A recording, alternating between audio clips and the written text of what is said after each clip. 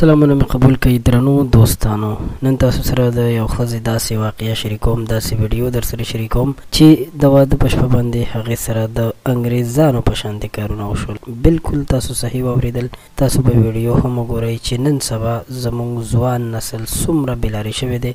د یو هلک په باره کې دا واقعه ده چې هغه به د واده نه وړاندې هغه فلمونه کتل چې هغه ډېر غلط، خراب او بېهوده فلمونه. په زما په خبر باندې به تاسو پوه شوي هم یئ. د دغه فلمونو انجام دا شو چې په هغه باندې کور هم وران شو، ځکه چې د دغه هلک چې کومه جینۍ خوښه وه، د ده ملګرې وه، د دوی په کلي کې رالوی شوې وه. بیا دوی رشته ولېږله او هغه جینۍ کورنۍ ورسره هم د واده دپاره راضي شوه. کله چې د واده دپاره دواړه کورنۍ راضي شولې، کویدنه شوله. د کویدن نه څه موده پس واده وشو. خو دغه هلک چې د دغه فلمونو، د خرابو فلمونو عادي شوی و، اډیکټډ و، نو دغه هلک دا سوچ کولو چې که زه واده هم وکړم نو هم دغسې کارونه به کوم. حالانکې د پښتنو په سترګو کې حیا ډېره وي. پښتنې ښځې هېڅکله هم داسې بېهوده حرکاتو ته غاړه نه ږدي، اګر که هغې خپله ښځه هم وي. خو کوم کارونه چې د اسلام نه حرام دي، تاسو به هم په هغې باندې پوهېږئ، نو هغې ته خو هېڅکله هم پښتانه یا پښتنې ښځې غاړه نه ږدي. نو دغه هلک هم دا سوچ کولو چې کله یې واده وشو،